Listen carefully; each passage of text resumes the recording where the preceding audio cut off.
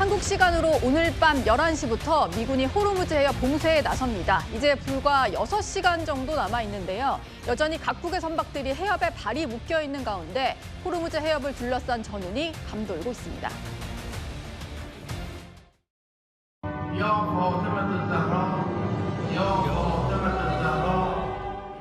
As you know, at 10 o'clock tomorrow, we have a blockade going into effect.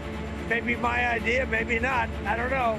But there are many boats heading toward our country to fill up with oil and then go and take it. So they're not going to go through the Hormuz Strait.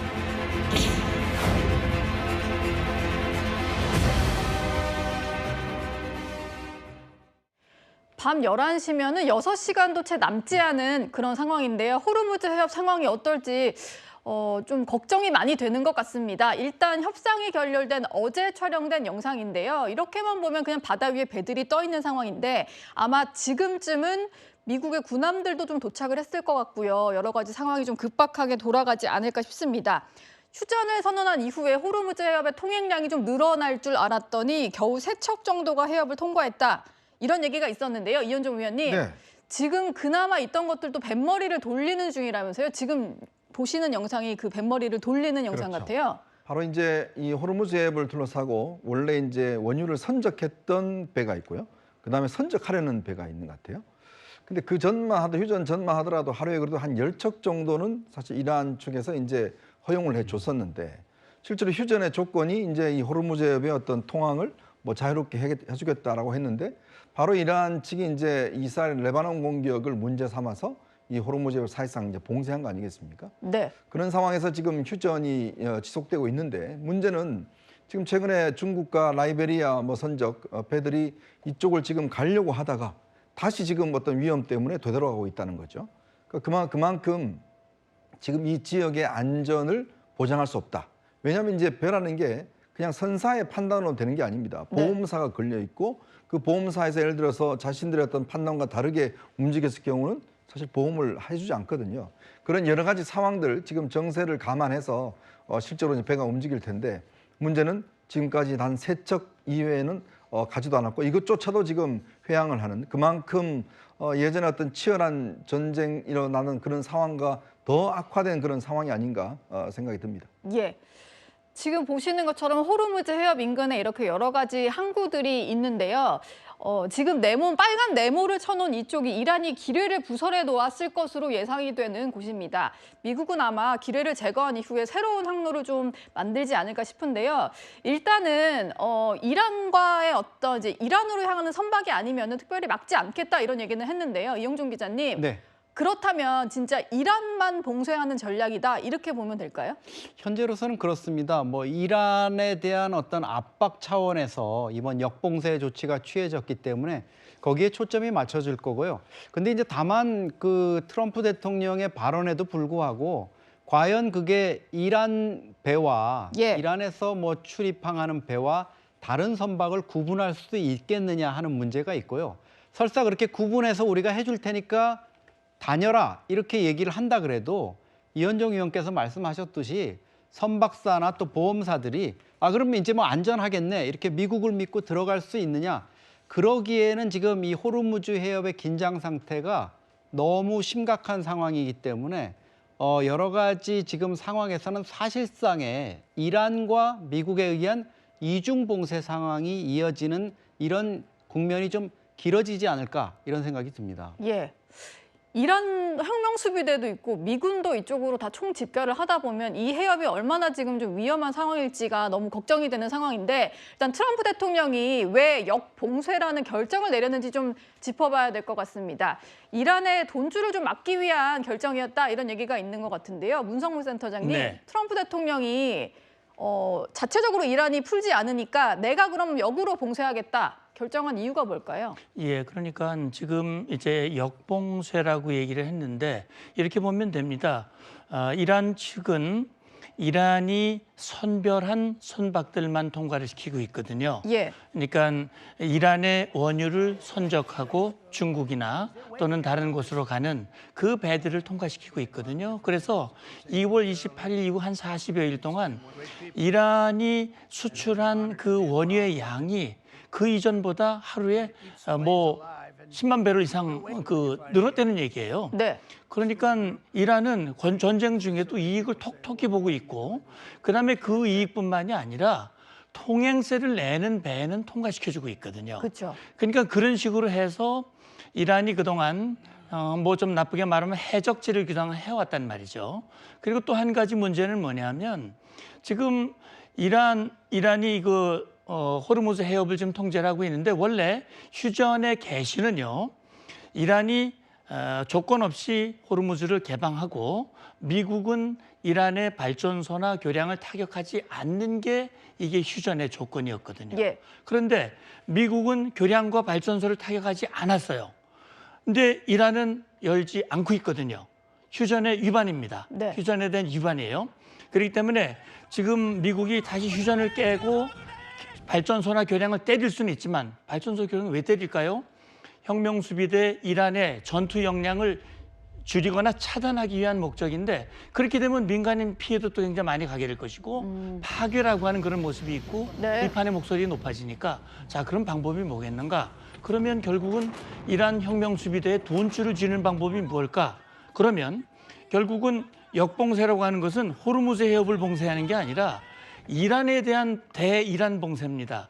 그러니까 이란은 자기들에게 유리한 배만 통과시켜줬다면 미국은 이란과 연관된 배만 통제하는 겁니다. 네. 그러니까 이란 항을 출입하는 배, 그다음에 이란에게 돈을 주고 나오려고 하는 배, 요것만 통제하겠다는 겁니다. 나머지는 다 자유항행을 해주고, 그다음에 여기서 한 가지 주목해야 될 것은 이번 협상이 진행되는 동안 이란의 미사일 유도함 두 척이 지금 호르무즈 해협을 통과했습니다. 아까 그림에 나와 있듯이 이란이 기뢰를 부설했을 것으로 보이는 예. 그 해협을 통과했거든요. 그리고 미국 측에서는 이제 여기에 대한 기뢰 제거 작전을 수행하겠다. 그림에 보시듯이 네. 저기 빨간 네모로 돼 있는 네. 그걸 통제하고, 지금 지도상에 빨간 표시되어 있는 이란 항구만 통제하겠다는 거예요. 이것만. 그래서 이렇게 함으로써 이란의 돈줄을 차단하고 전쟁 지속 능력을 중재하도록 함으로써 이란으로 하여금 호르무즈 통제권, 이 실효적인 통제 지배를 약화시키고 없애버리겠다, 카드를. 그렇게 함으로써 협상에 유리한 국면으로 가도록 하기 위한 것이다. 그리고요, 일로 통과하는 배는 미 해군하고 통행하면 통화를 하고 안전 통행을 할 수 있도록 조치를 하겠다고 하니까 네. 당장은 몰라도 시간이 좀 지나면 아마 그 문제가 풀리지 않을까 하는 생각을 합니다. 지금 이제 중동 쪽으로 향했던 게 링컨호, 포드호, 부시호, 꽤 큰 군함들이 다 미군이 이제 여기 배치가 되어 있는 상태이기 때문에 안전한 통행을 돕겠다, 이런 전략인 것 같습니다. 그런데 과거를 좀 살펴보니까요, 미국이 바닷길을 막아서 전쟁에서 좀 승리를 거뒀던 과거 역사들이 좀 있더라고요. 1800년대까지 넘어가는데 남북전쟁, 쿠바 미사일 위기, 또 베네수엘라 봉쇄에 있어서도 바닷길을 막아서 승리했다, 이런 얘기가 있습니다. 신종우 총장님, 예, 그러니까 이게 마지막에 어떤 승기를 잡기 위한 최종 전략 같은 건가요?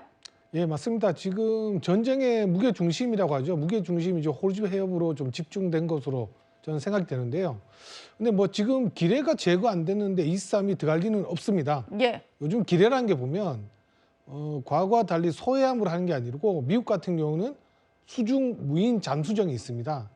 그게 아마 지금 이 싸움이 가는 항로 앞에 이미 다 샅샅이 훑고 필요할 경우에 제거도 하면서 접근했으로 추정이 되는데요. 아, 잠수정이 먼저 가면서 제거를 하면서 들어가는 거군요. 네, 그렇습니다. 그러니까 잠수정이 활동하는 거는 뭐 우리뿐만 아니라 이란도 알 수는 없고요. 예. 측면에 보고 우리가 과거에 보면 연안 전투함 두 척이 뭐 기뢰를 제거하는 함인데 그 함이 이탈해서 미군이 뭐 기뢰 제거를 포기한 것이라는 보도가 있었지 않습니까? 그건 좀 사실과 다릅니다. 네. 요즘은요, 기뢰를 제거하는 뭐 잠수정, 그리고 무인 수장정, 이런 것들을 키트로 해서 배에 싣고 다닙니다. 네. 그러니까 필요할 경우는 그 배에서 탑재를 해서 사용할 수 있는데, 저렇게 이스람 두 척이 호르무즈 해협에 진입했다는 거는 그 기뢰가 제거된 상태로 들어갔을 가능성이 높고, 이란도 뭐 기뢰가 어디 있는지 모른다고 얘기했지만 아예 이란이 기뢰를 제거를 안 했을, 설치를 안 했을 가능성도 있는 겁니다. 예.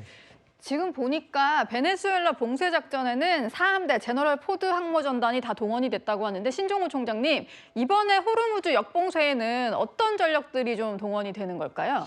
먼저 그 기뢰를 제거하는 게 가장 크게 중요하겠고요. 그리고 지금 그 유조선 등 상선을 공격하는 뭐 지대함 미사일, 예. 뭐 지대함 미사일과 순항 미사일, 드론 이제 공격을 좀 막아야 되잖아요. 그 중에서 보면 이스람 같은 경우는 바다의 방패라고 하지 않습니까? 근데 하지만 호르무즈 해협 자체가 워낙 그 해협이 좁기 때문에 과연 이스람이 그 짧은 이제 해역에서 날아오는 그 지대함 미사일과 드론들의 공격을 제대로 대응할 수 있지는 의문이 드는데 네. 일단 이스람 두 척을 만약에 이란이 공격을 하게 되면 그건 다시 뭐 종전 협상은 사라지는 거고 다시 제한적인 전면전으로 갈 가능성이 높죠. 예. 이지스함을 공격할 경우에는 걷잡을 수 없어진다 이런 말씀을 주셨습니다만 이란은 일단 강한 반응을 보이고 있습니다. 일단 이란군, 미군이 이제 동시에 봉쇄에 나서게 될 텐데 이란 혁명수비대는 이런 얘기를 했습니다. 강력하게 군사적 보복도 감행하겠다. 이렇게 말했습니다.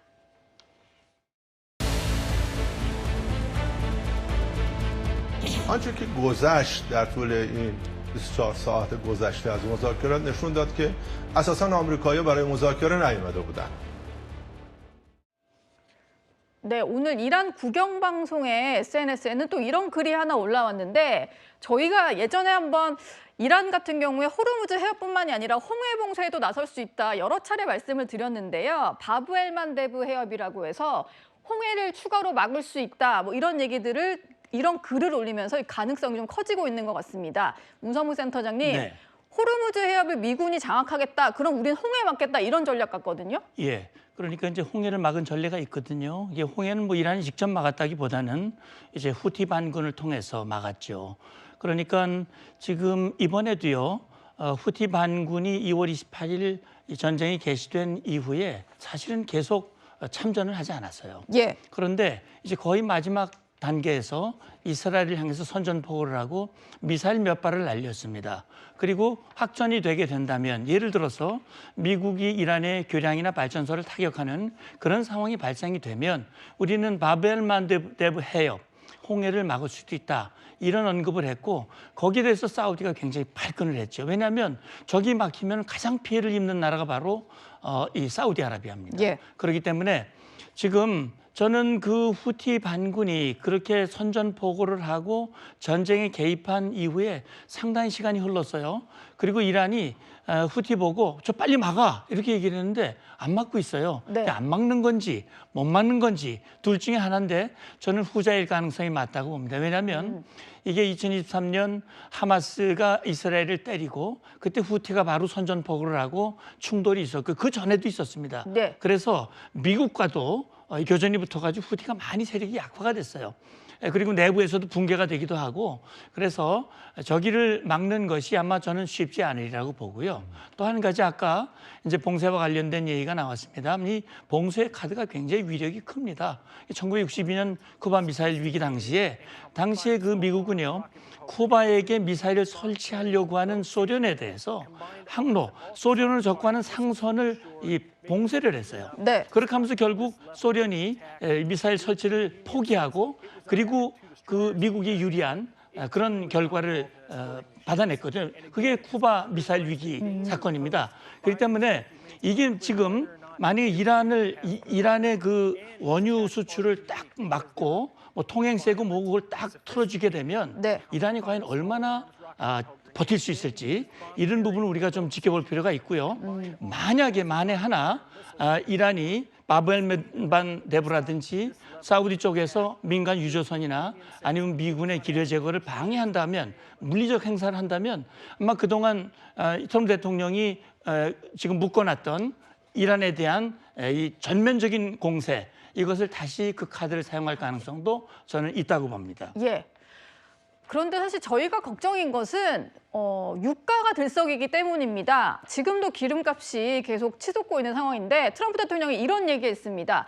가을까지 기름값이 더 오를 수도 있다. 그리고 이란의 갈리바프 의장은 현재 유가를 즐겨라. 그것도 그리워하게 될 거다. 이런 얘기를 했는데요.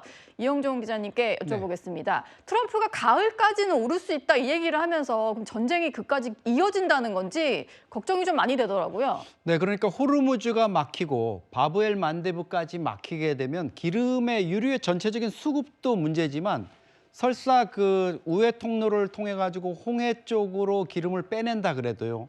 위에 희망봉으로 돌아가지고 그러니까 수에즈 운하를 통해 가지고 희망봉을 돌아서 오게 되면 통상 호르무즈 해협을 통해서 올 때 한 20일 걸리던 게 50일이 걸리게 됩니다. 아, 그럼 비용도 더 늘어나네요. 비용도 한 20% 정도 더 늘어난다 이렇게 되는데 트럼프 대통령의 말은 가을까지 전쟁이 계속된다는 얘기라기보다도 예. 지금 이미 이런 그 수급 상태에 문제가 생겼기 때문에 지금 현재 기준으로 봐도 계속 이제 20일 뭐 50일 이런 그 운송 기간이 이제 계속 늘어지게 되면은 그것이 반영되는 게 가을까지도 더 올라갈 수 있다 이거고 갈리파프도 이제 똑같은 얘기를 하는 거죠.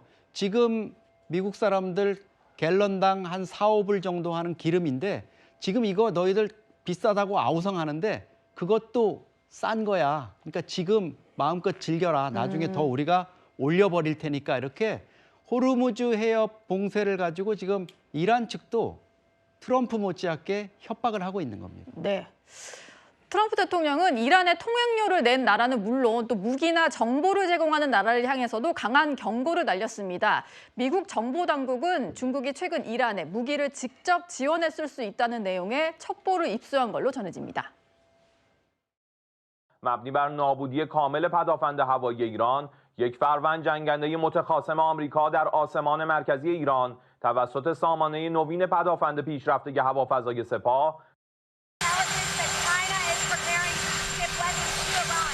Well, if China does that, China's going to have big problems, okay?